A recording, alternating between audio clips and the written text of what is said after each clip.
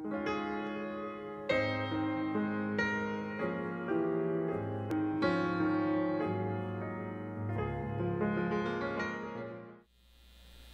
시간 하나님의 말씀 사사기 3장 12절부터 14절까지 말씀 이 시간 봉독함으로 주일 오후 말씀 함께 시작하겠습니다.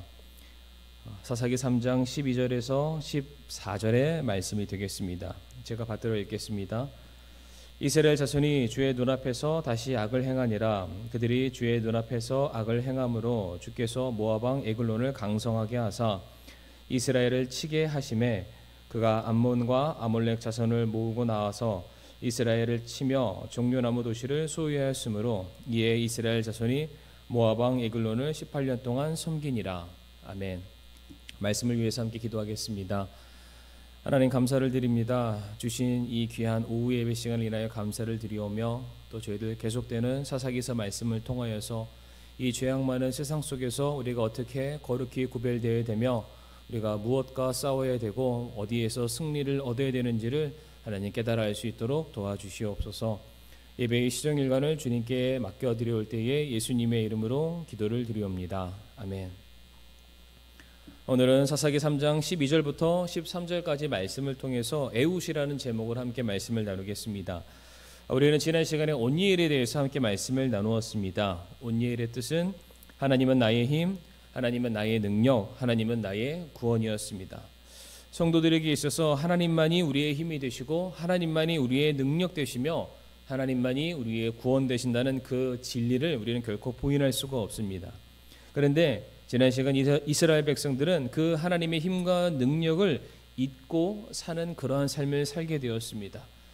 하나님을 잊고 사는 것, 하나님을 떠나는 것이 무엇이라고 말씀드렸습니까? 하나님을 잘못 놓는 것, 또 하나님을 다른 곳에 모셔두는 것이라고 말씀을 드렸습니다.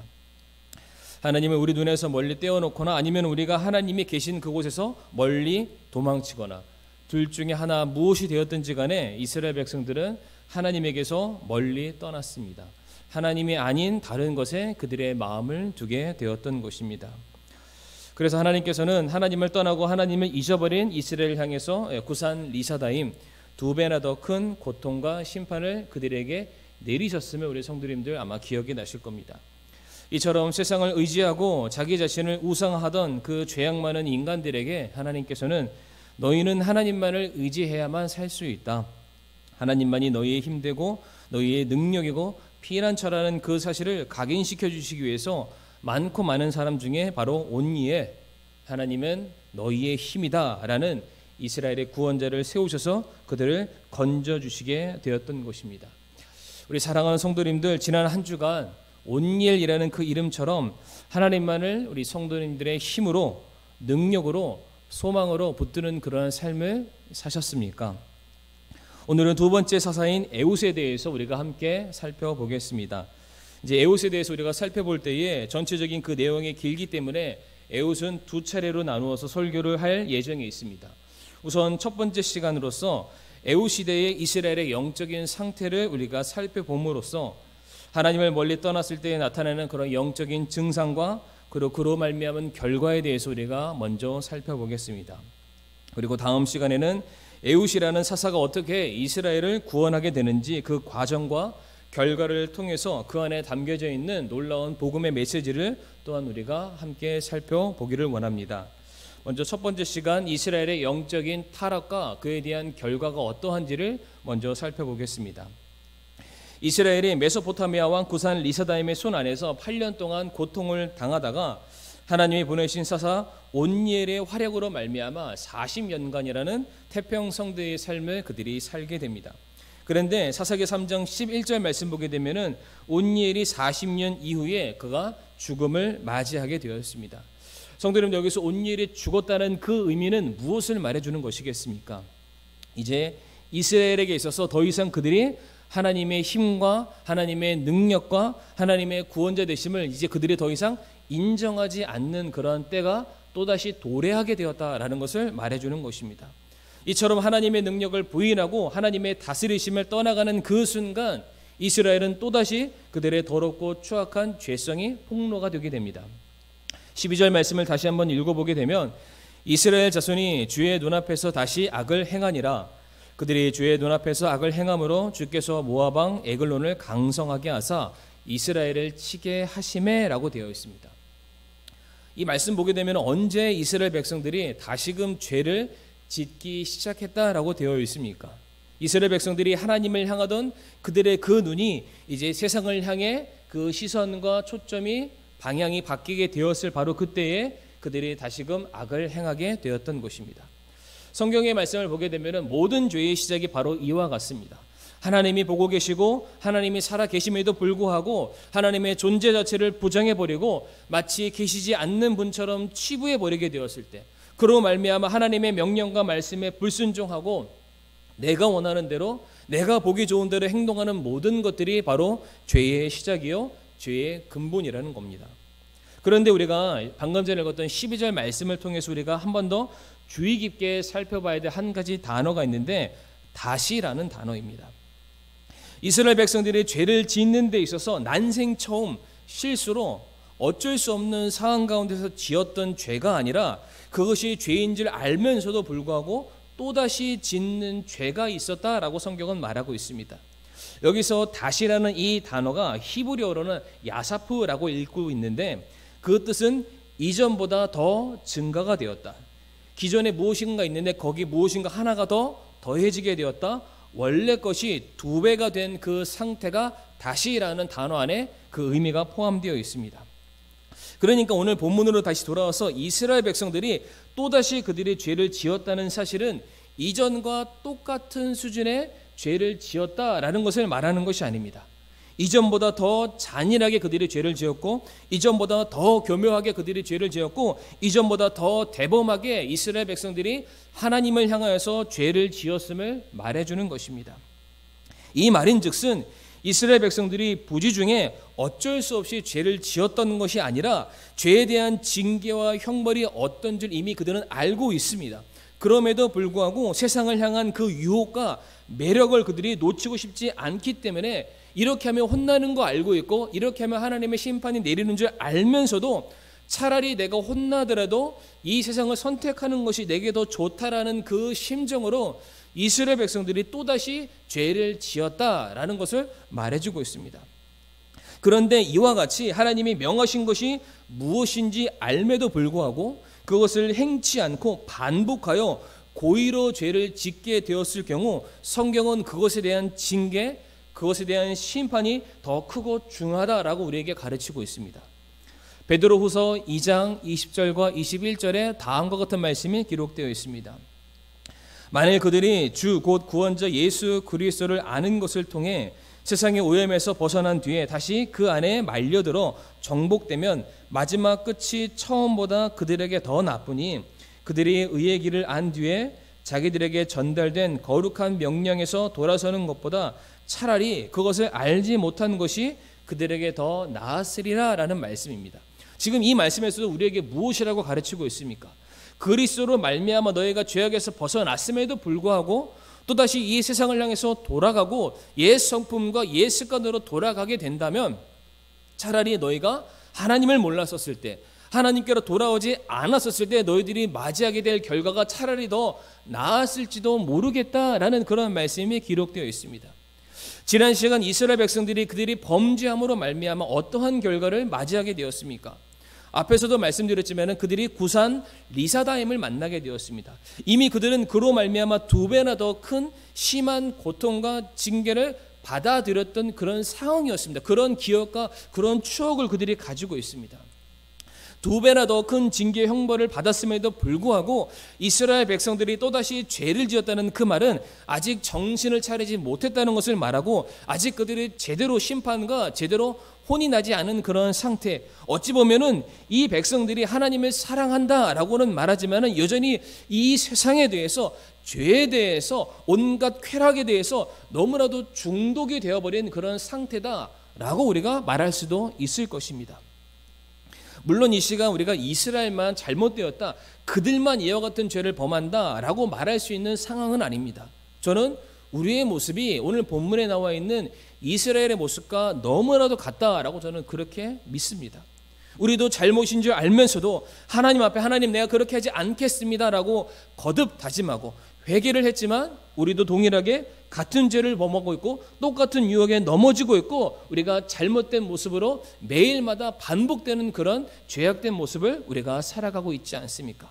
오늘 본문에 나와 있는 이스라엘 백성들만 하나님을 두려워할 줄 모르고 반복된 죄를 지었다는 것이 아니라 바로 이 시간 저와 성도님들도 동일하게 그런 잘못된 죄에 반복된 그 사슬에 얽매여 있는 것은 아닌지 우리가 이 시간 돌아보길 원합니다.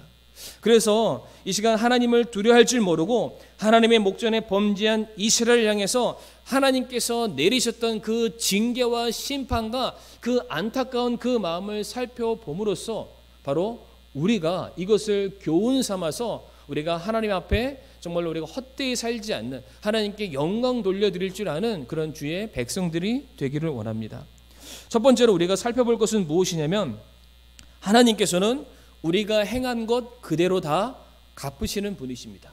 하나님께서 우리가 어떠한 것을 행하였든지 간에 그것을 다 지켜보고 계시고 그것을 다 알고 계시기 때문에 그것에 대해서 응당 갚으시는 분이 우리 하나님이시라는 것을 우리 성도님들 꼭 기억해 주시길 바랍니다. 오늘 본문 12절과 13절 말씀 보게 되면은 이제 모압과 암몬과 아말렉이라는 그 나라가 연합을 해서 이스라엘을 쳐들어오게 됩니다. 그런데 지금 이스라엘을 대적하기 위해서 등장했던 이 모압과 암몬과 아말렉 이들이 다 어디 출신의 사람들인지 혹시 우리 성도님들은 아시고 계십니까? 모압과 암몬의 경우에는 아브라함의 조카 롯이 그가 눈을 들어 선택했었던 그 멸망의 땅 소돔과 고모라를 들어가게 됨으로 말미암아 그가 모든 것을 다 잃게 되고 심지어 그의 사랑하는 아내까지 잃게 됩니다. 결과적으로 그의 두 딸이 자신들의 자손을 이어나가기 위해서 얻게 된 그 후손들이 바로 모압과 암몬이었습니다. 그리고 아말렉의 경우에는 우리가 성경을 잘 살펴보게 되면 그가 에서의 후손이라는 것을 우리가 알 수 있습니다. 창세기 26장 34절과 35절 말씀 보게 되면 에서가 40세에 헷족속 부에리의 딸 유딕과 헷족속 엘론의 딸 바스맛을 아내로 취하였는데 라고 되어 있습니다. 이미 지금 이 말씀만 보더라도 일부 1처제가 아니라 일부 다처제 하나님께서 이스라엘 백성들에게 명령하신 율법에 어긋나는 모습이 에서에게 있음을 우리가 이미 알 수가 있습니다. 그래서 이미 하나님께서 그들에게 요구하신 신앙의 어떤 혈통의 정통성을 가지고 있는 그런 민족이 아니라 이방 민족을 취함으로 말미암아 이어지는 26장 35절에 이삭과 리브가에게 그 일로 인해 마음의 근심거리가 되었다라고 말하고 있습니다. 분명 하나님께서는 이삭과 그의 후손들에게 내가 너희 후손들을 통해서 내가 이미 예정해 놓은 복이 있다라고 말씀을 하셨습니다.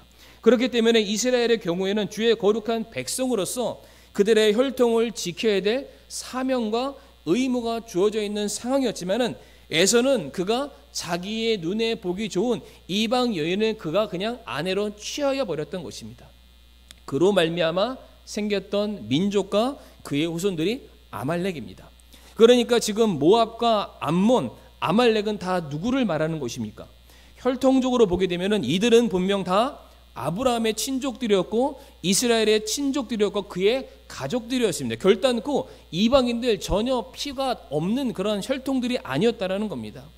그런데 이들 모두가 하나님의 명령에 불순종함으로 말미암아 자기 눈에 보기 좋은 상대들, 보기 좋은 것들을 선택함으로 말미암아 하나님이 주시겠다는 그 약속이 아니라 스스로 거두어들인 그 열매의 결실들이 모압이요, 암몬이요, 아말렉이었습니다. 그런 이들이 지금 자기의 친족 혈통인 누구를 공격하려 합니까? 바로 이스라엘을 공격하려는 그런 상황이 된 것입니다. 이것을 달리 표현하면은 바로 동족 상잔의 비극. 그러니까 자기가 자기 자신을 공격하고 자기가 자기 혈통과 친지와 자기 가족을 지금 치는 그러한 상황이 되고 만 것입니다. 성도님들, 여호수아기와 사사기서를 통해서 하나님께서 이스라엘에게 명령하신 것은 가나안 정복이었습니다. 근데 가나안 정복의 진짜 핵심은 무엇이냐면 하나님을 떠나거나 하나님을 부인하는 이방 민족들을 향해서 하나님만이 만왕의 왕이시고 하나님만이 만주의 주이신데 그분이 너희를 심판하실 것이고 그분이 너희를 다스리실 것이다. 그 하나님의 통치를 이 땅에 선언하기 위해서 이루어졌던 것, 하나님께서 명령하셨던 것이 바로 가나안 정복 전쟁의 핵심이었습니다. 그 사명을 이스라엘이 받들고 나가는 전쟁마다 그들이 승리를 하게 되었던 것입니다. 그런데 이제 이스라엘이 하나님의 눈앞에서 어떤 것을 선택했습니까? 스스로 하나님의 백성 되기를 그들이 거부했던 것입니다. 그래서 이제 하나님께서 이스라엘을 무엇으로 치부하시냐면은 이제 더 이상 그들을 자기 백성이 아니라 이제 그들을 이방인 취급하셨습니다. 그들을 패역한 죄인과 다른 나쁜 나라들로 하나님께서 치부하시게 된 것입니다. 그래서 원래 멸망하기로 작정했었던 그 이방 나라를 들어서 지금 이스라엘을 심판하시게 되는데 그 하나님께서 이스라엘을 치고자 드셨던 그 막대기가 원래 누구였습니까? 원래 이스라엘이었습니다. 타락한 이스라엘로 말미암아 그들을 공격하게 되는 그 일들을 보여주게 되는 것입니다. 그러니까 지금 하나님께서 모압과 암몬과 아말렉을 왜 지금 이스라엘 앞에 보내셨냐 하면은 너희들이 하나님의 말씀에 불순종했지 너희들의 결과가 이와 같을 것이다. 너희가 뿌린 그 씨대로 너희가 그것을 고스란히 다 가져가게 될 것이다. 너희들이 뿌린 씨앗에 대한 결과가 바로 너희들이 받게 될 심판이다라는 것을 지금 보여주는 그러한 상황입니다. 그런데 이와 같은 똑같은 상황이 우리 성경을 보게 되면은 다윗의 삶 가운데서도 우리가 동일하게 찾아볼 수가 있습니다. 다윗의 경우에는 자기가 있어야 될 자리, 왕으로서 나라를 지키며 국무에 전념해야 될 바로 그때에 특별히 자신의 부하와 병력들은 전쟁터에서 목숨을 걸고 싸우고 있을 그 무렵에 그가 홀로 성 안에 남아있게 됩니다. 이미 이것만으로도 왕으로서의 권위와 리더십이 충분히 실추가 될 만한 그런 상황이었는데 그때 다윗이 어떠한 일까지 저지르게 됩니까? 왕궁의 옥상을 거닐다가 한 여인이 목욕을 하는 그 장면을 보고 그가 음욕을 품게 됩니다. 그리고 그 여인을 왕궁으로 불러들이게 되는데 마침 그 여인이 누구의 아내였습니까? 바로 자기의 충신 오른팔인 우리아의 아내였던 것입니다. 그런데 다윗은 그 사실을 알매도 불구하고 그 여인을 범하게 되었고 이제 자기의 범죄한 그 사실을 숨기기 위해서 우리아를 전쟁터에서 죽음을 맞이하도록 계략을 세우기까지 합니다. 처음에 다윗은 영적인 나태함이라는 그 죄로부터 시작을 하게 되었습니다. 거기서 그가 멈춰서고 회개하고 하나님께로 돌아왔어야 되지만은 다윗은 거기서 멈추지 않았습니다. 그리고 거기에 하나의 죄를 더 더하게 되는데 바로 성적인 타락인 죄를 더하게 됩니다. 이것이 바로 오늘 본문에 나왔던 닷이라는 야사프의 개념이 다윗에게도 동일하게 적용이 된 것입니다. 그리고 또한 자기의 그 성적인 타락은 그 죄를 또한 덮기 위해서 어디까지 이르게 됩니까? 그가 또 다시 죄를 짓게 되는데 바로 살인이라는 죄를 저지르게 된 것입니다. 지금 다윗이 모르고 한 일이 아닙니다. 이미 다 알고 있었고 좀 심하게 말하면 다윗이 작정을 하고 그가 범죄하기로 이 모든 일들을 도모했다는 것입니다. 이에 대해서 하나님께서 나단 선지자를 보내서 다윗을 책망하시는데 어떻게 말씀하십니까? 사무엘하 12장 9절 말씀 보게 되면 어찌하여 내가 주의 명령을 업신여기고 그의 눈앞에서 악을 행하였느냐? 내 칼로 헷족 속 우리아를 죽이고 그의 아내를 빼앗아 내 아내로 삼으며 암몬 자손의 칼로 그를 죽였느니라 라고 말씀하고 있습니다. 다윗이 지금 누구 앞에 죄를 지었다고 나단 선지자가 말하고 있습니까? 네가 하나님의 눈앞에서 악을 행하였다라고 말하고 있습니다. 다윗이 생각하기에 다윗이 범죄했던 그 현장에는 하나님이 그가 아마 계시지 않은 것처럼 느꼈을지도 모르겠습니다. 하지만 이 말씀 보건대 하나님께서는 다윗이 어떠한 마음을 품고 있고 어떠한 일을 계획하고 있으며 실제 그가 어떠한 일을 행했는지를 하나님은 누구보다 정확하게 알고 계셨습니다. 지난 시간에 제가 말씀드렸던 것처럼 이스라엘이 그리고 곧 오늘 본문에 나와 있는 이 다윗이 범죄를 저지르는 그 순간 다윗에게 있어서는 하나님의 존재 자체가 그냥 잊혀져 버린 것입니다. 그는 그 순간만큼은 하나님을 두려워하지 않고 그가 원하는 대로 마음대로 행동을 하게 된 것입니다. 그래서 하나님께서 이 모든 죄악을 저지른 다윗에게 심판과 경고의 메시지를 주시게 됩니다.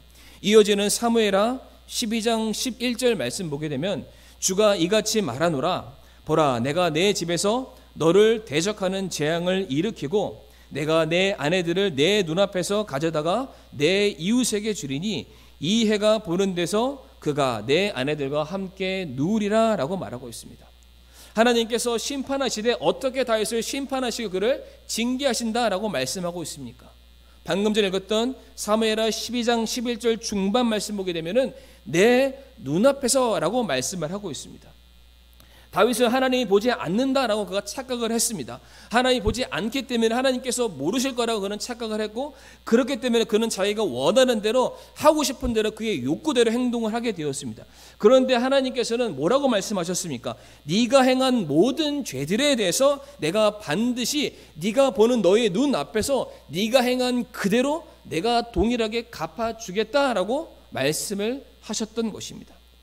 우리는 하나님 앞에서 마치 하나님이 계시지 않는 것처럼 행동했을진 모르겠지만 하나님께서는 말씀하시기를 나는 만홀히 여김을 받을 자가 아니다. 네가 나의 존재를 무시하고 나의 주권을 포기한 채 행동했던 모든 악행들에 대해서는 내가 그것을 그대로 갚아주겠다라고 하나님께서 친히 경고의 메시지를 주셨던 것입니다. 그래서 결과적으로 다윗에게 어떠한 일들이 일어나게 되었습니까? 다른 사람도 아니고 바로 그의 아들이었던 압살롬이 다윗의 첩들을 백주 대낮에 범하게 됩니다. 말씀이 그대로 성취가 되죠. 그리고 얼마간이었지만은 다윗은 그 압살롬으로 말미암아 그의 왕위를 찬탈, 빼앗김 당하게 되고 도망자의 삶을 살게 됩니다. 그리고 또한 그의 사랑했던 아들, 물론 서로 간에 얼굴 붉힌 그런 잘못된 일이 있었지만은 그의 압살롬마저도 죽임을 당하게 되었고, 훗날 다윗과 밧세바 사이에 낳게 되었던 그 불의한 아들 역시 또한 죽임을 당하게 되었습니다. 어찌 보면은 다윗이 그가 행한 일보다 더 크고 막중한 심판과 징계가 그의 삶에 더해지게 된 것입니다. 구산 리사담이란 말처럼 2배가 아니라 더 많은 심판과 더 많은 징계가 다윗의 삶에 임하게 된 것입니다. 하나님께서 모르십니까? 아닙니다. 하나님은 다 보고 계시고 하나님께서 말씀하셨던 것처럼 내가 내 눈에 보이는 대로 내게 그대로 행하리라, 그 말씀이 다윗의 삶에 범죄한 이스라엘 위에 그대로 임하게 되었다는 사실입니다. 오늘 본문도 동일하다, 저는 그렇게 믿습니다. 하나님의 은혜를 떠난 이스라엘, 그들이 생산해 놓고 그들이 맺어놓은 바로 그 결실이죠. 그것이 바로 모압과 암몬과 아말렉인데, 너희들의 죄에 대한 결과가 이와 같이 추악한 모습으로 드러나게 될 것이다 라는 것으로 하나님께서 이스라엘을 이 시간 고스란히 그들의 잘못 그대로 심판하시는 그런 장면이 나왔다라는 겁니다. 우리가 다 같이 시편 139편 1절에서 4절 말씀 우리가 함께 읽겠습니다. 시편 139편 1절에서 4절의 말씀입니다. 오 주여, 주께서 나를 살피시고 나를 아셨나이다. 주께서 나의 앉고 일어서는 것을 아시고 멀리서도 나의 생각을 이해하시오며 나의 행로와 나의 눕는 것을 둘러싸심으로 나의 모든 길을 익히 아시오니 보소서, 오 주여, 내 혀의 말 중에 주께서 알지 못하는 것이 단 하나도 없나이다 라고 되어 있습니다. 지금 이 말씀이 우리에게 주는 메시지가 무엇입니까? 하나님은 우리를 다 지켜보고 계십니다. 하나님 우리의 모든 것들을 다 알고 계십니다. 그렇기 때문에 마치 하나님이 계시지 않는 것처럼 함부로 멋대로 마음대로 하나님의 품을 떠나서 하나님의 말씀을 위배되는 그런 반복적으로 또다시 죄를 짓는 그런 삶 가운데서 너희들이 벗어나야 된다라는 것을 우리에게 교훈적인 메시지로 주고 있다는 것입니다. 혹시 우리 사랑하는 성도님들, 하나님은 모르시겠지, 하나님이 혹시 이것을 아실까라는 그런 착각에 빠져서 남몰래 짓는 그런 죄악들은 없으십니까?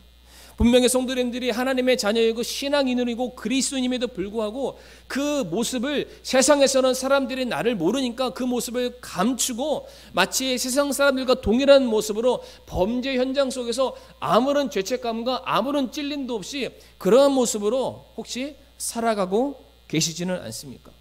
분명하건대 다른 사람들은 못 볼지라도 하나님은 다 지켜보고 계시고 하나님께서는 성도님들이 행한 모든 일들에 대해서 반드시 행한 그대로 성도님들의 눈앞에 그것을 갚으신다는 그 사실을 잊지 마시길 바랍니다. 정말로 두렵고 떨리는 마음으로 다른 일은 몰라도 하나님은 다 아신다, 이 사실 하나만큼 오늘 말씀 가운데 성도님들의 마음속에, 생각 속에 꼭 각인이 되기를 원합니다. 그리고 이제 또한 이스라엘에게 어떠한 결과가 임하게 됩니까? 그들이 잘못한 것에 대해서 하나님께서 책망하실 뿐만 아니라 이제 하나님께서 그들에게 허락을 하신 축복마저도 하나님이 거두어 가시게 됩니다. 스스로 하나님의 자녀라는 권세를 그들이 포기했으니까, 그 자격을 내려놓았기 때문에 하나님께서는 그에 걸맞는 모든 권한, 축복, 은혜를 거두어 가시게 됩니다. 오늘 12절 하반절과 13절 말씀 다시 한번 읽겠습니다.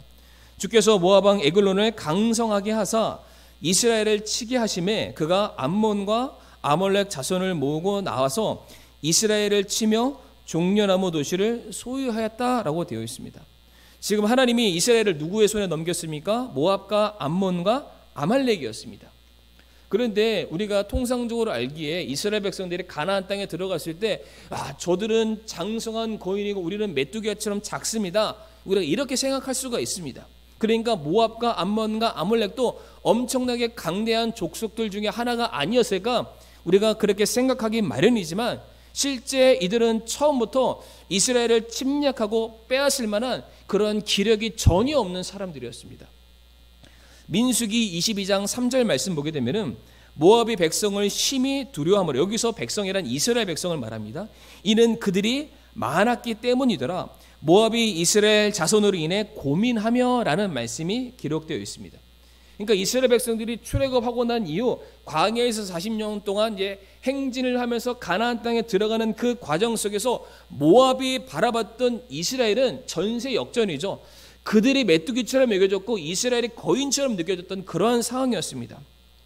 그런데 오늘 본문에 보게 되면은 당시 이스라엘과 전혀 상대가 되지 않았던 모압에 의해서, 또 암몬에 의해서, 아말렉에 의해서 침략을 당하게 되는 이스라엘을 보게 되고, 오히려 이제 그들에게 정치적으로, 경제적으로 속박을 당하고 노예가 되는 이스라엘의 존재가 되어버리고 만 것입니다.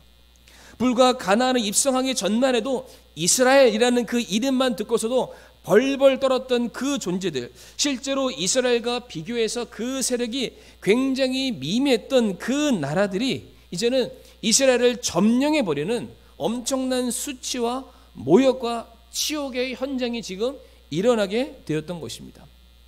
그런데 성도님들, 여기서 그치지 않습니다. 지금 에글론 왕이 모은 암몬과 아말렉 자손에 의해서 이스라엘의 그들이 노예가 됐지만 뿐만 아니라 구체적으로 어떠한 한 도시가 빼앗겼다라고 되어 있습니다. 어떠한 도시입니까? 종려나무 도시를 그들이 빼앗겼다라고 되어 있습니다. 혹시 우리 성도님들, 이 종려나무 도시가 정확하게 어떠한 도시를 뜻하고 있는지 혹시 아시고 계십니까? 종려나무 도시는 바로 여리고성입니다. 신명기 34장 3절 말씀 보게 되면은 남쪽과 종려나무 도시 여리고의 골짜기라고 되어 있습니다. 그러니까 종려나무 도시가 여리고라는 것이 여기 말고도 다른 부분에서도 두어 군데 우리가 확인해 볼 수가 있습니다. 가나안 정복 전쟁이 시작됐을 당시 여리고는 굉장히 상징적인 의미를 담고 있는 그런 도시였습니다. 하나님께서 여리고라는 당시 철옹성과도 같은 그런 도시를 이제 출애굽해서 아무런 힘도 아무런 전쟁 무기도 없는 이스라엘에게 그들이 싸우지도 않고 얻어갈 수 있는 은혜를 그들에게 허락하시게 되었습니다. 이스라엘이 여리고를 얻기 위해서 한 일이라고는 그냥 하나님의 명령대로 그 성을 13바퀴 돈 것과 양각 나팔을 불면서 소리를 쳐 함성을 질렀던 것 외에는 하나님이 친히 여리고와 싸우시고 이기심으로 이스라엘에게 선물로 선사했던 장소가 바로 여리고입니다. 바로 그 하나님의 약속과 기업의 상징의 의미를 담고 있는 여리고 성읍을 지금 이스라엘이 빼앗기게 된 것입니다. 이것은 당시 이스라엘의 영적인 그 부분뿐만 아니라 군사력까지도 얼마나 타락하고 해이해져 있는가를 보여주는 굉장히 상징적인 부분이기도 합니다. 원래 여리고성은 난공불락의 성입니다. 그러니까 하나님께서 주권적으로 이것을 빼앗았으니까 그것이 빼앗김을 당한 것뿐이지 원래는 그것이 점령하기 힘든 그런 불가능한 그러한 외적인 위용을 자랑을 하고 있는 그러한 곳입니다. 그런데 그와 같은 곳이 오늘 12절 13절 말씀 보게 되면은 기타 어떠한 설명도 없이 그냥 에글론에 의해서 쉽게 점령을 당했다라는 말로 그냥 축약이 돼버리고 맙니다. 이스라엘이 가나안을 정복했을 때 최초로 점령했던 땅이 여리고였습니다. 하나님의 기적적인 역사로 적들을 물리친 곳 또한 여리고였습니다. 불가능에 가까웠던 그곳이 오직 하나님의 명령에 순종함으로 말미암아 얻어냈던 축복이 여리고였고, 가나안 정복에 있어서 기념비적인 장소가 바로 여리고였습니다. 그러니까 이스라엘 백성들에게 있어서 당시 여리고란 영적 승리의 자부심, 기념탑과도 같은 그런 곳이었는데, 바로 그와 같은 이스라엘의 자존심인 여리고가 이제 가나안 민족들, 자기랑 비교했을 때 아무것도 아닌 그런 민족들에게 빼앗김을 당하고 만 곳입니다. 여기서 우리가 깨달을 수 있는 영적인 교훈이 무엇이겠습니까? 하나님 나라 백성들이 하나님을 떠나는 순간, 하나님을 더 이상 구원자여 왕 되심을 부인하는 그 순간, 우리에게 허락된 모든 것들이 이제는 다 송두리째 빼앗김을 당할 수 있다는 것입니다. 사실 우리에게 주어진 모든 것들은 우리의 힘과 우리의 능력으로 얻어낸 것은 단 하나도 없습니다. 모든 것이 다 하나님께로부터 비롯이 되었고, 모든 것이 다 하나님의 은혜로 우리에게 주어졌고, 심지어 우리가 받은 구원마저도 은혜로 받은 것이고, 예수 그리스도의 십자가 그 구속의 그 공로로 말미암아 우리가 얻게 되었던 것입니다. 그럼에도 불구하고 우리가 그것을 깨닫지 못하고 이제 하나님의 주권과 하나님의 능력을 인정하지 않고, 내가 이 땅에 살면서 더 높은 사람, 더 덕망받는 사람, 더 인정받는 사람, 더 인기 있는 사람이 되고자 하나님을 떠나고 제 스스로 노력해서 얻어나가는 바로 그 순간, 하나님께서는 그 모습을 기뻐하지 아니하시고 그에게 속한 모든 것들을 다 거두어 가시게 된다는 것입니다. 그래서 하나님을 떠난 우리가 아무것도 아니라는 것, 하나님을 의지하지 않는 우리들이 정말로 진토요 먼지요 그냥 아무것도 아니라는 존재를 보여주시기 위해서 하나님께서는 다 거두어 가시게 된다는 겁니다. 우리가 자랑하는 것들, 우리가 힘으로 삼았던 모든 것들 한 번에 다 무너뜨리시게 됩니다. 그리고 거기서 그치지 아니하시고 우리가 별것도 아니라고 여겼던 그 세상으로부터 공격을 당하게 만들고 비웃음거리가 되게 만들고 그것으로부터 지배를 당하게 만들고 점령을 당하게 만드신다는 것입니다. 혹시 사랑하는 성도님들, 그동안 성도님들이 그렇게 믿었고 자랑했던 것들에 성도님들이 오히려 지금 공격을 당하고 계십니까? 그렇다면 오늘 말씀을 꼭 기억해 주시길 바랍니다. 쉽게 말해 우리가 하나님보다 돈을 더 따라가게 되면 하나님께서는 우리를 그 돈의 노예가 되게 만드십니다. 우리가 하나님보다 이 세상의 성공을 더 사랑하게 된다면 그 성공의 노예가 되게 만들고 그 성공에 끌려다니는 종의 모습으로 우리를 만드시게 될 것입니다. 우리가 세상의 부귀와 명예와 쾌락을 따라가게 된다, 그것에 대한 노예로 우리를 만드시게 될 것입니다.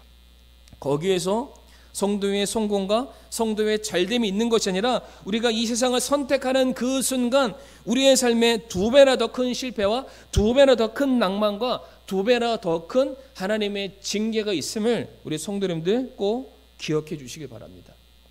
우리 사랑하는 성도님들, 하나님의 백성들, 구원받는 성도의 모든 운명은 하나님의 손에 달려 있습니다. 우리가 세상에서 누구와 경쟁하고 무엇을 얻어내고 어떤 것을 성취하고 그래서 우리가 남과 비교해서 내가 더 낫고 내가 무엇이 더 우세하냐, 이것이 중요한 것이 아닙니다. 그런 것을 우리가 목숨 걸고 살 필요가 전혀 없습니다.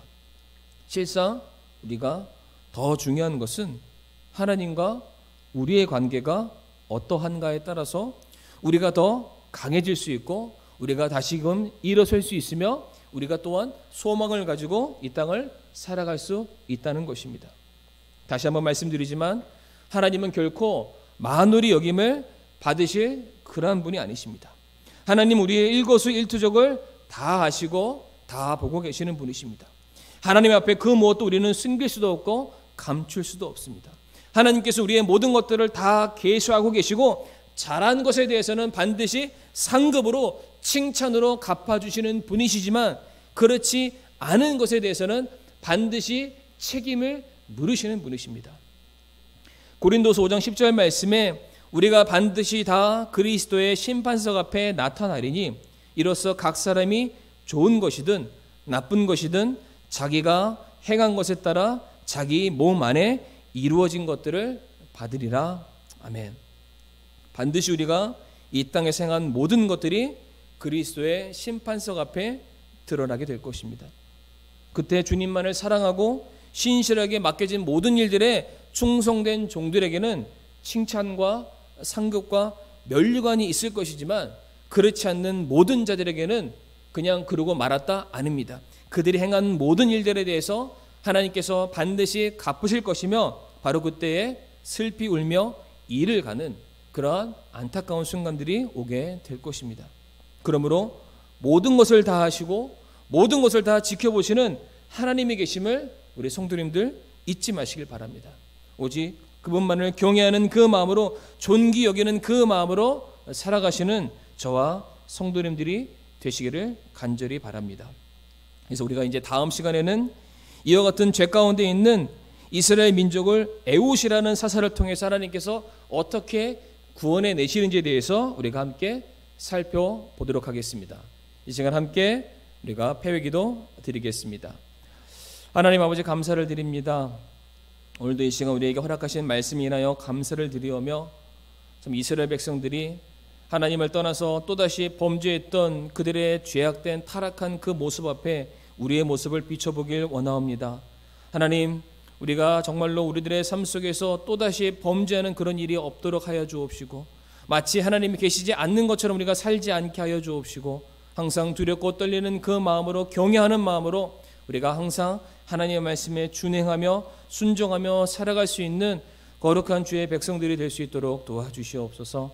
세상을 사랑하기보다 하나님을 더 많이 사랑할 수 있게 하여 주옵시고, 우리에게 맡겨진 그 사명과 책임을 온전히 감당해내는 그 일들을 우리가 정말로 평생토록 주님 오시는 그날까지 잘 감당해내고, 훗날 우리가 주님 만났을 그때에 칭찬받을 것을 기대하는 그 믿음으로 살아가게 도와주시옵소서.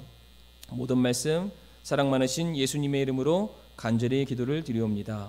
아멘.